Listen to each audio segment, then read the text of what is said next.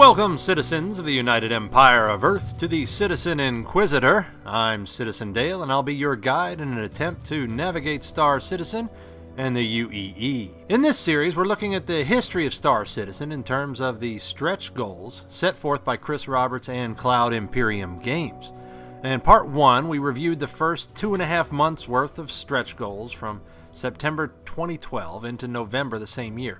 If you haven't watched this yet, you may want to take a quick look, but it's frankly not going to ruin anything here in Part 2. When we wrapped up Part 1, the Star Citizen community had already donated $4 million toward the development of Star Citizen's Persistent Universe and Squadron 42, the single-player campaign.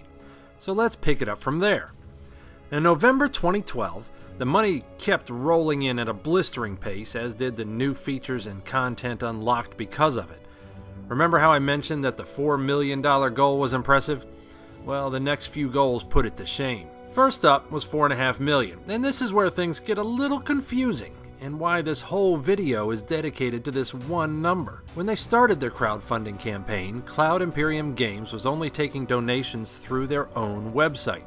They didn't launch their Kickstarter campaign until a short time later. And because of this, the donations received on Kickstarter were only a part of CIG's total donations. This means that when you look at their Kickstarter page, the donations it shows were only those received on Kickstarter, and not everything CIG had brought in. The $4.5 million earned was the combined total of both their website campaign and the Kickstarter campaign. So let's break down what goals were unlocked through Kickstarter alone.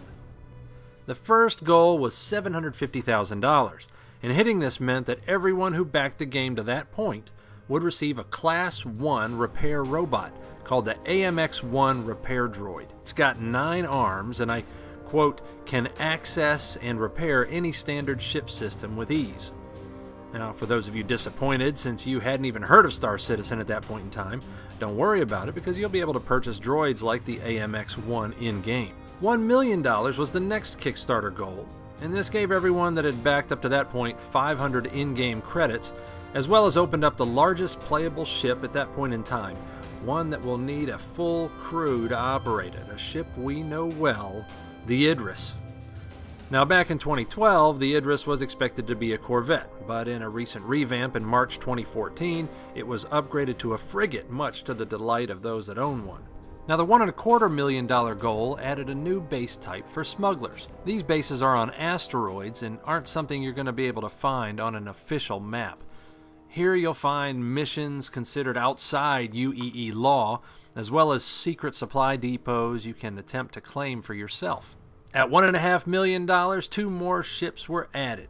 The super speedy Origin JumpWorks M50 is primarily used for racing or getting information from point A to point B in a hurry. And the Drake Interplanetary Caterpillar, which is essentially a cargo transport ship perfectly suited for piracy. With a large cargo hold and thick armor, it's built for hauling as opposed to hunting.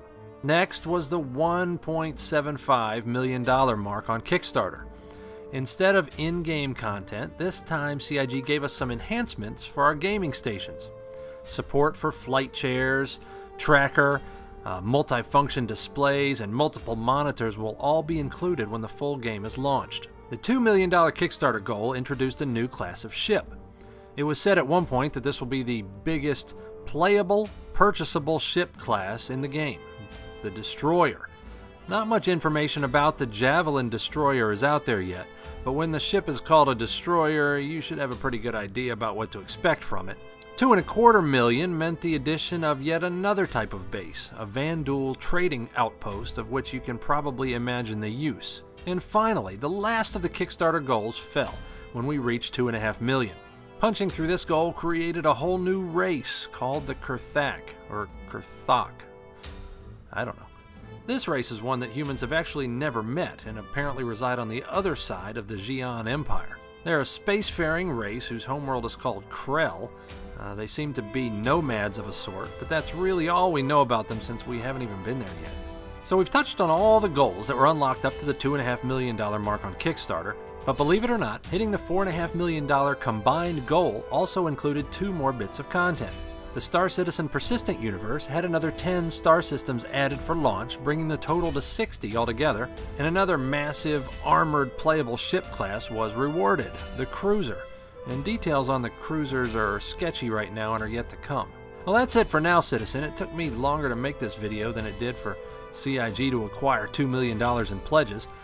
I'm not sure if I should be depressed with my video creation efficiency or impressed with Chris Roberts' ability to funnel money from our pockets. Probably a little of both. But in part 3, we'll see if I can get through more than just $500,000 in pledges, or else I may not finish this series for months. Please subscribe so you don't miss the next installment. Citizen Dale out.